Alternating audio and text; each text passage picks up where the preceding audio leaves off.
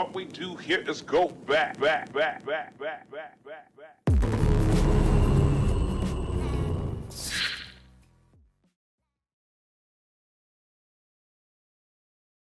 Robert Harley was a proper toff, and like proper toffs, he spent most of his life buying up as much culture as possible.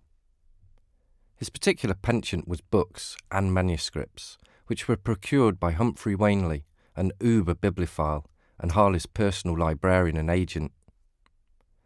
By 1721, he had an incredible personal library that contained 6,000 volumes, 14,000 medieval charters, and 500 rolls. This meant he accumulated massive debts, all of which were lovingly passed down to his son Edward. Robert Harley was a pretty important fella too, responsible for guiding the Act of Settlement through Parliament in 1701, which is the main constitutional law governing the succession to the throne of the United Kingdom, as well as the other Commonwealth realms. This would be instrumental in paving the way for the union with Scotland in 1707. But things went pear-shaped in 1715, when he was impeached and accused of treason with the French and banged up in the Tower of London for 2 years while awaiting trial. Although the charges were eventually dropped, the experience took its toll, and he passed away a few years later in 1724. Unlike his father, Edward wasn't a particularly good scholar and was renowned only for skipping lectures. But he did inherit the family gene for collecting books and, naturally, building up debts. Clearly incensed by the state's ingratitude towards his father, he commissioned Joseph Goupy to copy a painting of Belisarius, which featured a Roman general forced to beg at the gates of Rome. The painting was a blatant two fingers up at the establishment for not knowing when their bread was buttered. Although Edward dabbled with politics, doing a brief stint in the House of Lords and Commons, art and culture offered a more viable means to express and reflect his ideas. The problem was, he didn't have much money.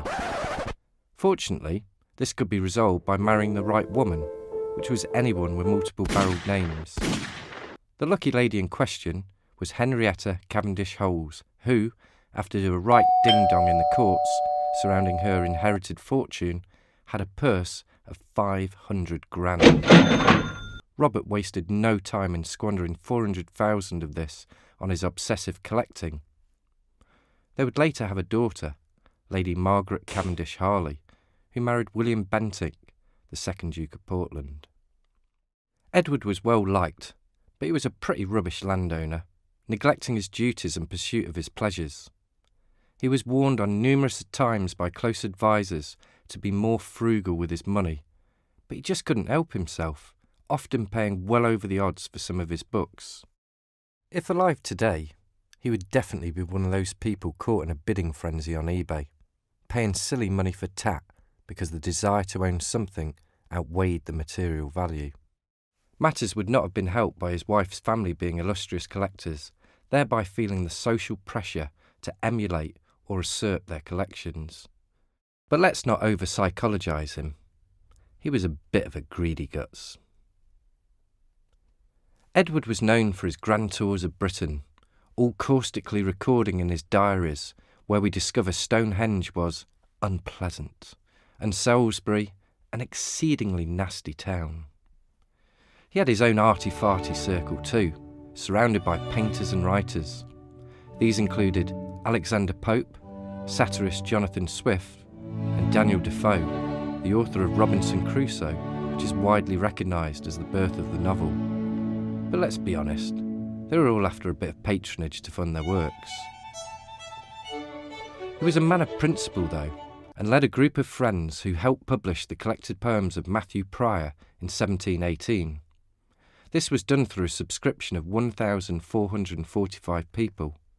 But this wasn't complete altruism.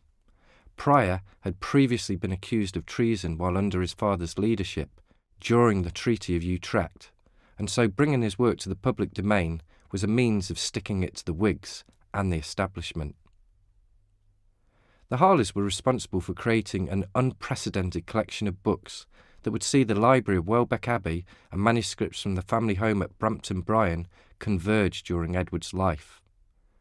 There were even workshops set up in the family's London home where books were lovingly bound and preserved. But unlike a lot of collectors of the period, Edward was keen to share his fetish, opening up his private collection to fellow bibliophiles and scholars. The problem was, he simply didn't have the money to maintain his passion.